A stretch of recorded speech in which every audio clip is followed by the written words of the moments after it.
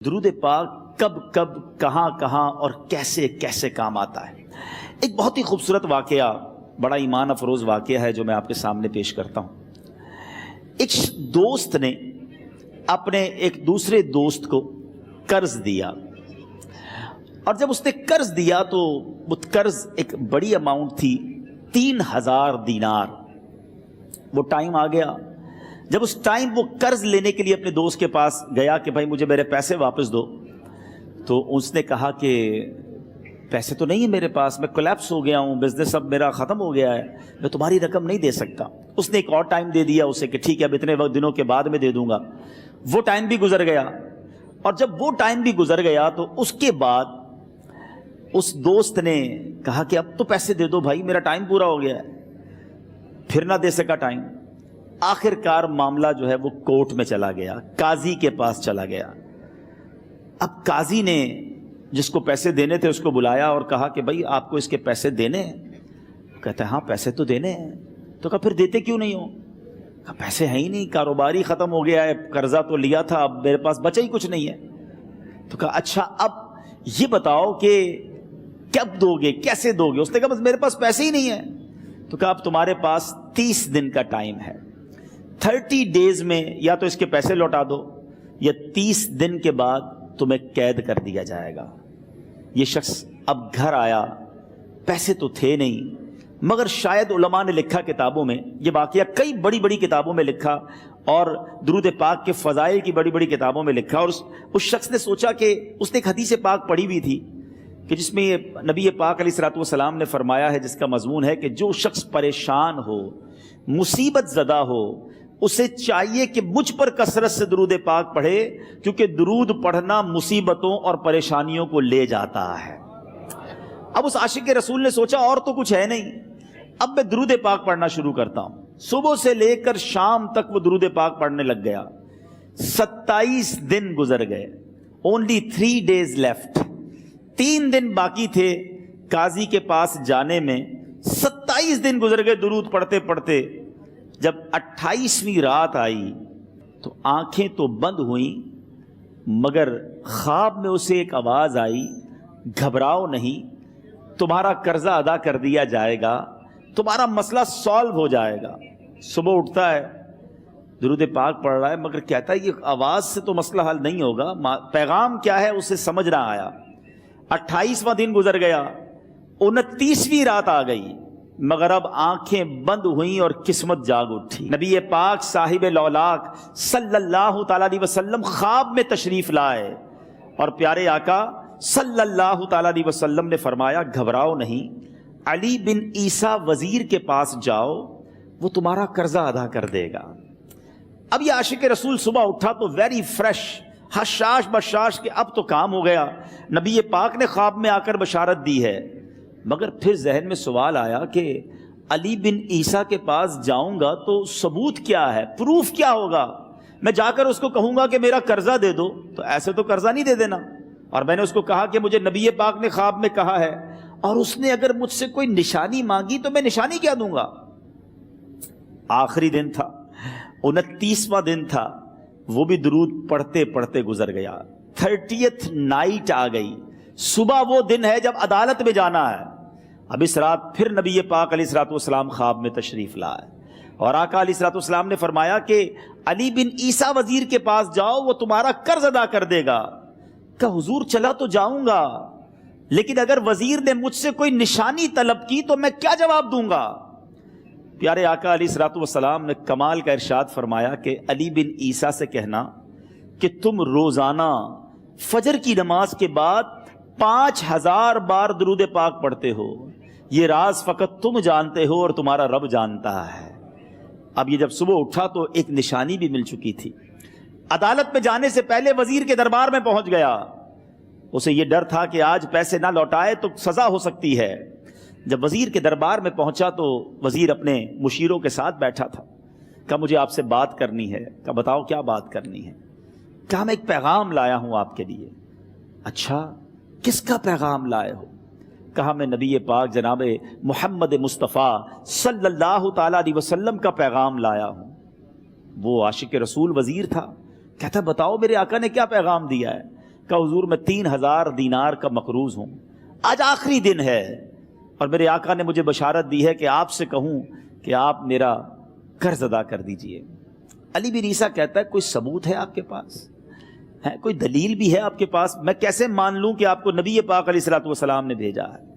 عاشق رسول کہتا ہے خالی ہاتھ نہیں آیا، میرے آقا نے مجھے دلیل بھی عطا فرمائی ہے، مجھے ایک ایویڈنس بھی دیا ہے، اور پروف یہ ہے حضور کہ آپ روزانہ صبح فجر کی نماز کے بعد نبی پاک صلی اللہ تعالی علیہ وسلم کی بارگاہ میں درود و سلام کا نذرانہ پیش کرتے ہیں۔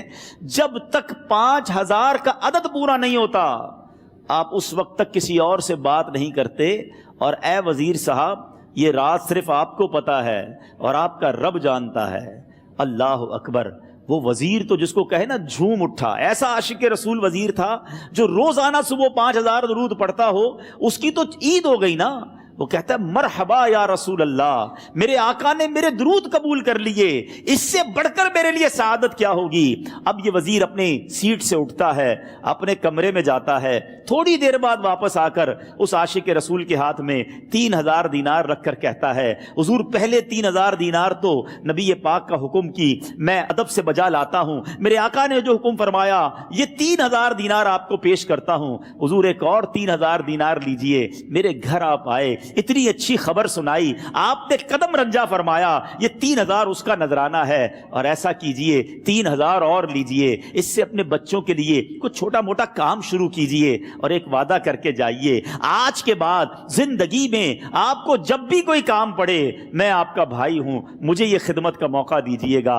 اللہ اکبر، وہ مقروض جو ایک رات پہلے 3000 دینار کا مقروض تھا، ہو سکتا ہے اس کے بیک آف مائنڈ یہ بھی چل رہا ہو کہ اب شاید کل میں نے جیل میں جا کر عدالت میں جا کر گرفتاری دے کر جیل میں جانا ہے، مگر اب 9000 دینار ہاتھ میں ہیں۔ عاشق رسول جھومتا ہوا نبی پاک کی یاد میں گھومتا ہوا اب عدالت میں پہنچا۔ عدالت میں everybody expecting over there کہ آج اس نے آنا ہے اور آ کر کہنا یہی ہے کہ پیسے تو نہیں ہیں، گرفتار کر لو، مگر جا کر اس عاشق رسول نے 3000 دینار جج صاحب کے ہاتھ میں رکھ دیے۔ قاضی کہتا ہے پہلے تو یہ بتاؤ پیسے آئے کدھر سے؟ تم تو کہتے تھے غریب ہوں، تم تو کہتے تھے کاروبار نہیں ہے، ایک مہینے میں اتنی بڑی رقم کا انتظام کیسے ہو گیا؟ سبحان اللہ، اس عاشق رسول نے گویا زبان حال سے یہ کہا ہوگا کہ یہ تو کرم ہے ان کا، ورنہ مجھ میں تو ایسی بات نہیں، اتنا دیا سرکار نے مجھ کو، اتنی میری اوقات نہیں۔ اس نے وہ پورا واقعہ بھری عدالت میں سنا دیا۔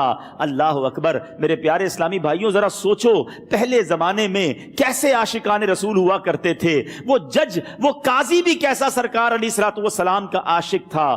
اپنی سیٹ سے اٹھتا ہے، بھرے دربار میں بھری عدالت میں وہ اپنے چیمبر میں اپنے کمرے میں جاتا ہے، اور تھوڑی دیر بعد واپس آ کر اس کے ہاتھ میں بھی 3000 دینار ہیں، اور وہ 3000 دینار جو ہے وہ اس عاشق رسول کے ہاتھ میں رکھتا ہے کہ سارا ثواب علی بن عیسیٰ کیسے لے جائے، میں بھی تو نبی پاک کا غلام ہوں، میں تمہارا قرضہ میں ادا کرتا ہوں۔